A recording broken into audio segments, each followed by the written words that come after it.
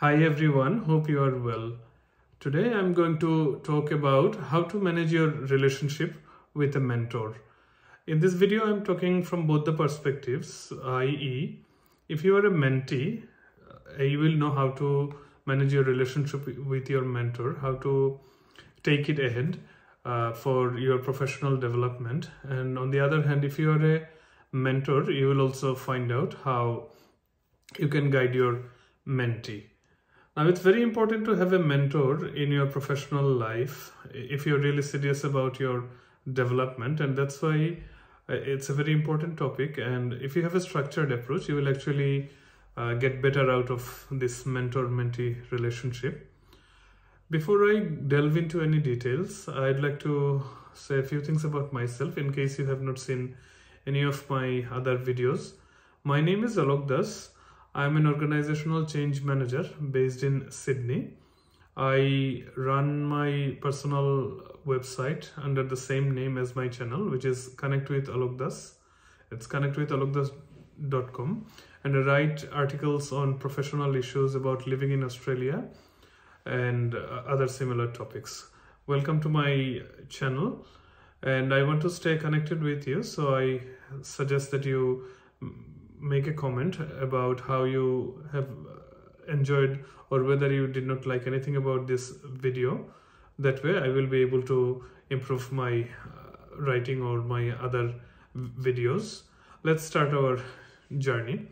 So in my last video, which I made about career progression, finding a mentor, I mentioned how to find a mentor. Now, assuming you have followed all the steps mentioned in that video, that you have found a mentor and now you are going into an exciting phase, you are going to have some sessions with your mentor. So when I say managing your relationship, I mean how you manage the proper working relationship. It's important to remember that it's an educational environment, or more specifically it's an adult educational environment. It's a mature educational environment, and different people have different learning or coaching styles. So you might want to adjust when you work with your mentor or with your mentee. But two key things that you should remember, that respect and appreciation are always important in this relationship. So let's talk about what the mentee should do first. As I have just mentioned, it's very important to make sure that you have respect and appreciation. Now, the respect is obviously from the mentee's side, that it's an appreciation that the mentor has agreed to coach you and guide you, and appreciation that you are going to get something out of it, something to help you throughout your life. Now, first and foremost, it's bullet point number one. If I was doing a bullet point presentation, that start and finish with an appreciation. So in your first meeting with your mentor, start by thanking them for having agreed to mentor you despite their busy schedule, and mention it specifically that you are keen to learn from them. From the second session onwards, you can consider starting with a common courtesy question. For example, how has the day been so far, or how does the week ahead look for you? And at the end of the session, appreciate them, but slightly differently. For example, one day you can say, this session has really helped me understand the process maps, or that was really wonderful session. Now I understand business analysis a bit more than what I used to understand before. So in fine, let the mentor realize that you are grateful to them for their support. Second important point, or second bullet point, is ask questions about a plan. When you have your first meeting with your mentor, ask them, but in a polite way, if you can clarify some questions with them. For example, what will be the frequency of the meetings? Like how frequently your mentor is going to see you? Is it like once a week or once a fortnight, or in a different pattern? How long will each session last? So is it 15 minutes or half an hour or any other different pattern? Now, next question is, does the mentor expect you to do some pre-work before each meeting? Next question would be how to manage a log of the learning activities. In summary, you are actually showing some proactive attitude that yes, your mentor is mentoring you, but you are also taking the responsibility. You are sort of leading this activity. And after every mentoring session, clarify whether the mentor suggests you do some additional studies or additional practice. It's an important step since this will help you reinforce what you have learned from your mentor. While working with a mentor, it's very important that you listen carefully. It's my next bullet point. So listen carefully. In my opinion, this is in fact the most important part of being mentored. Do not interrupt while your mentor is speaking. If you have a question, either raise your hand or note it down and ask about this question later. The next bullet point is dress up neatly. Always wear attire appropriate for the occasion. If you are dressed up properly, chances are high that your mentor will appreciate you. Next bullet point, take notes.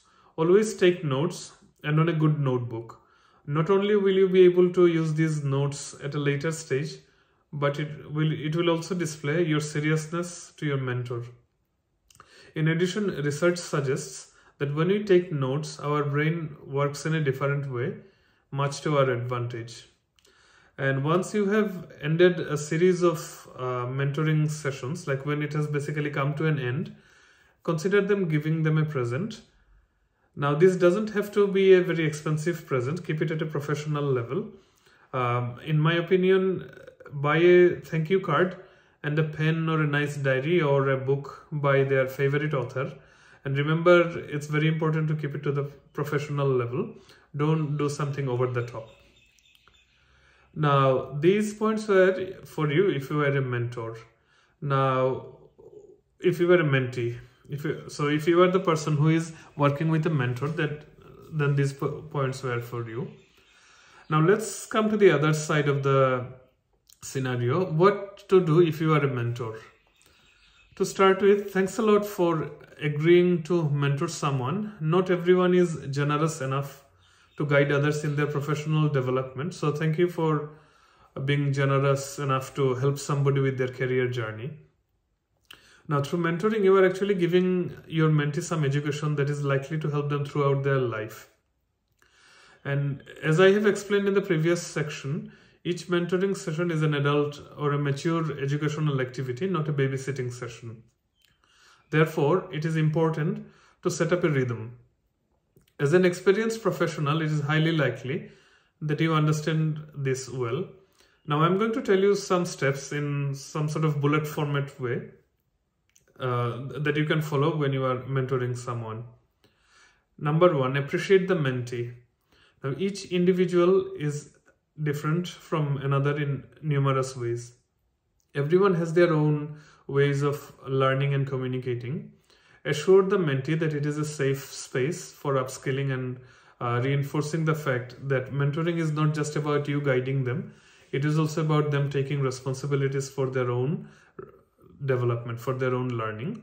Appreciate them for the fact that they have taken the initiative for their own development. Second point is ask questions to set up a plan.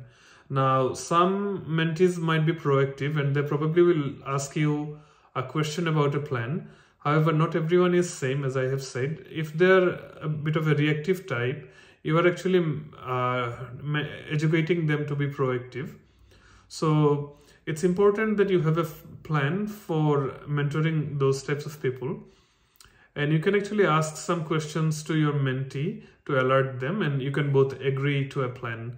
The plan can include how many sessions you are going to have, when you are meeting, how you are meeting, which is like whether you are going to meet face-to-face or via a virtual session, for example, Teams or a Zoom, or is it going to be a combination of both? Like some of it will be in a face-to-face scenario and some of it probably through a Teams call.